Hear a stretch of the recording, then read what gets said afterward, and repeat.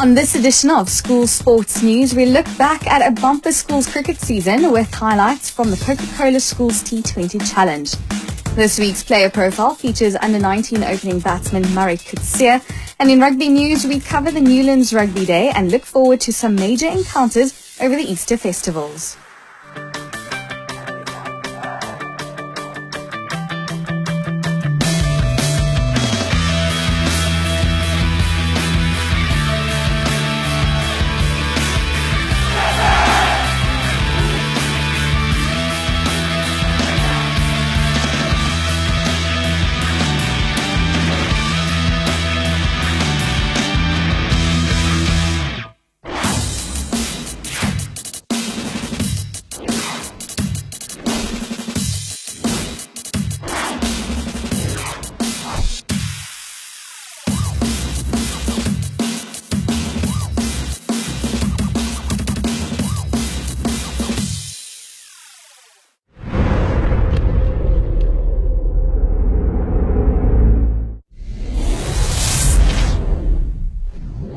The 2013 cricket season was one to remember, with the highlight being the Coca-Cola Schools T20 Challenge National Finals. After some grueling qualification rounds within each province, the country's 6 franchises, the Cobras, Warriors, Dolphins, Lions, Titans and Knights, selected their champions to take part in the national finals. Rondebosch, Framesby, Westville, St Stithians College, Waterkloof and St Andrews School from Bloemfontein all earned the right to represent their franchise and headed to Stellenbosch for an action-packed weekend. The teams were divided into a coastal and inland pool, with each team playing 4 matches in their bid to qualify for the final. The final promised an opportunity to play at Newlands in a match being televised live on SuperSport. The first day was very evenly matched, with each of the 6 teams picking up a victory but also conceding a defeat. Waterkloof's Janneman Malan was their star performer in the morning session, scoring 81 not out of 57 balls against Framesby. Yeah, obviously it's new conditions for us, so we just took the first couple of balls to sum up and just went on from there. We got a tough group. We just we tried to get the bonus points in the win so we can make it easier for ourselves to get through to the final. The highlight of day one was the match between Waterkloof and Westville, which was tied, with both teams finishing on 144 for 8 after their 20 overs. A super over was then called for, and again the teams tied. The end result was a cruel one for Waterkloof, with Westville awarded the victory based on a superior number of sixes in the match. With all teams still in contention for a berth in the final, day 2 was set to be a cracker.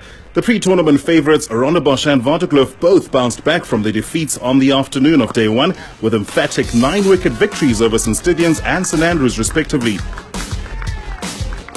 Both Kloofies and Bosch coasted to easy wins in the afternoon again to secure their places in the final the following day. 2 wins for Westville on day 2 against Framesby and St Andrews was not enough to see them through due to a disappointing loss to Rondebosch on day 1. We're very happy about going to the finals. We played much better today than our previous games. We slacked a bit with the ball in our first game. Too many extras, bowling all over the show. Today we pulled it back well and very proud of the boys. The final was played at the picturesque Newlands cricket ground. Zubair Hamza scored a well-timed 50 to guide Rondebosch to 112 for 8 in their 20 overs. The Bosch bowlers went about defending their low total brilliantly, with Dayan Khalim removing the dangerous Janneman Malan in the first over.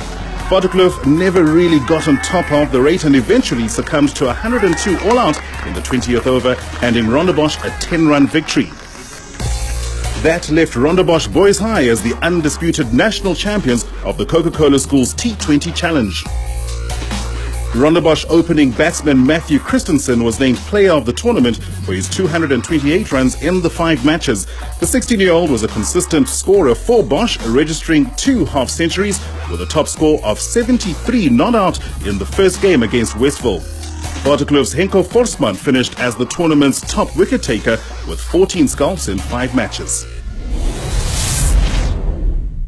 There has been no shortage of action in the water polo pools around the country this year, with all the top schools diving into a competitive season.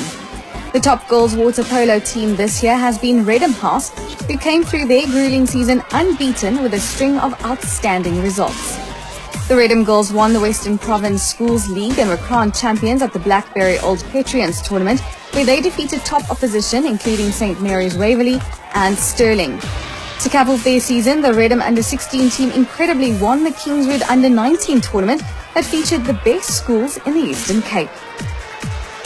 In the boys' water polo, there were a number of tournaments and festivals for the very best in the country to showcase their skills in the pool.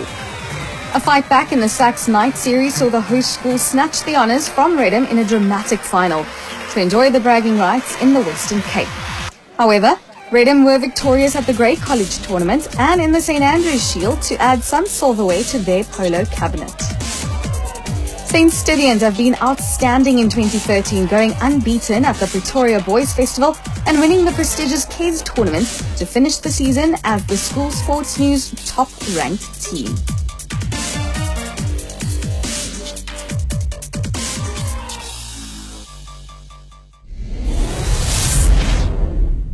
The netball season is already in full swing with festivals at Krugersdorp and Waterkloof the highlights of the year thus far, but there is much more still to come.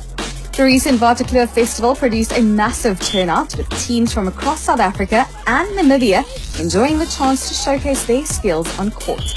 There were particularly impressive performances from the likes of Centraal, Alderaan, Wilgerivier, Afrikaanse Hoërmeisie School, Pretoria and hosts Waterkloof.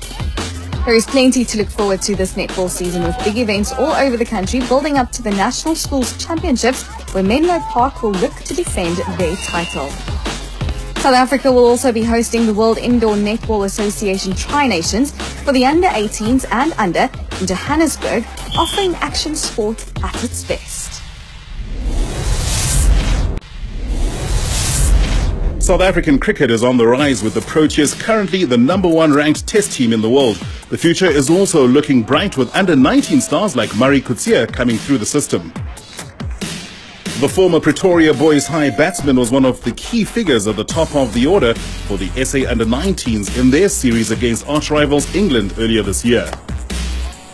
Yeah, well, it's obviously a massive honour. I mean, you get to represent 48 million or 49 million people.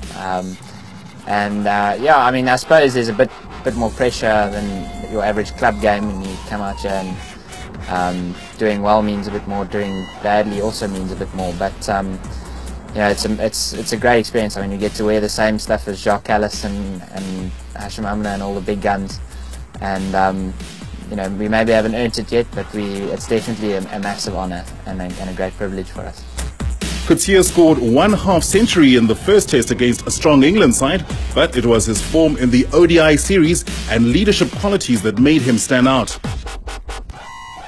At the top of the order, Coetzee regularly laid a fantastic platform and was able to adapt his game with a few inventive shots to give the opposition captain a few headaches. Coetzee finished the series with 191 runs at an average of 95.50 in his 4 innings, with the highlight coming in the final match. Coetzee scored an unbeaten 103 and was involved in a 199-run partnership with fellow opener Clyde Fortuin to guide South Africa to a convincing victory and a 5-0 whitewash in the series. Yeah, you know, I really couldn't have asked for better. I haven't ever gotten 100 before for the under-19s. It was one of my biggest regrets up to now, and luckily I can get that monkey off my back, so I'm very happy.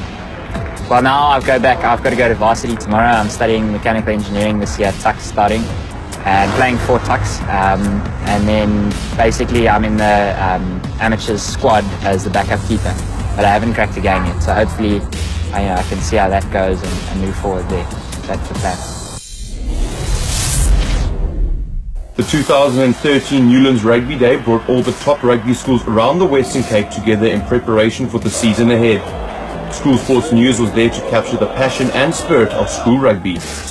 War cries, big tackles and attacking rugby was the order of the day. Sax took Strand in the first encounter of the day, with Strand taking an early lead.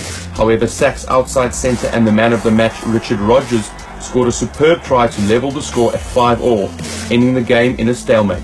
Next up, Bishops and Stellenberg went head-to-head. Bishops looked the better side throughout the game with a disciplined defence and their traditional running rugby approach yielding 3 tries in the first half. This exciting brand of rugby had the Bishops supporters on their feet the whole game. Stellenberg managed to fight back with 2 tries, but their efforts were dashed when their team was being driven back to their own line. With time running out, Stellenberg were unable to keep Bishops out and eventually went down 25-10 to a Bishops side looking hungry for a big season.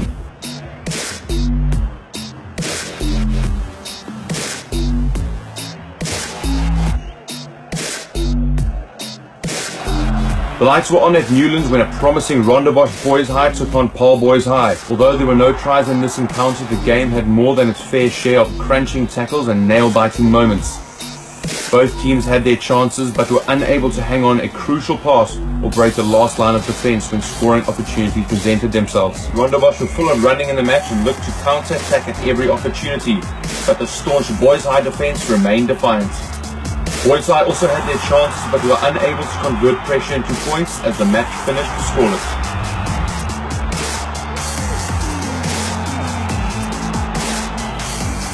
I can't describe it, it's been so great. I mean, we had great support from our school, so that cheered us on through the tough times.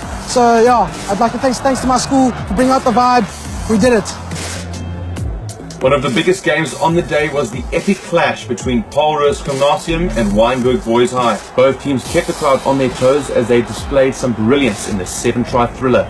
With 15 minutes left on the clock and the score locked at 15-all, Paulrus launched wave after wave of attack in search of a decisive try. Finally, the Wynberg defence succumbed and the match-winning try gave Paulrus a dramatic 20-15 victory.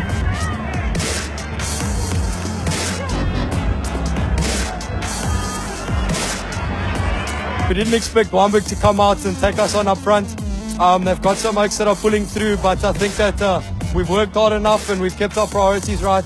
And the oaks want the season and we want to do this. Man of the match Tristan Kramer is very optimistic about the season that lies ahead for Paulrus. The last game had the benches from both Paarl Gym and Boland Landbou on the edge of their seats from the get-go. Paarl Gym took an early 10-0 lead before Landbou started applying some pressure up front through their forwards. With some anxious supporters looking on, Landbou made it 10-5 as the forwards muscled their way through the line just before the break.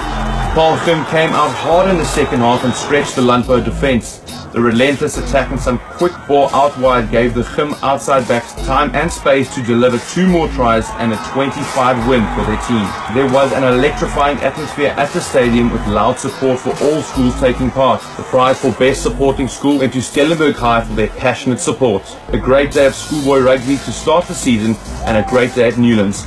Definitely a season to look forward to.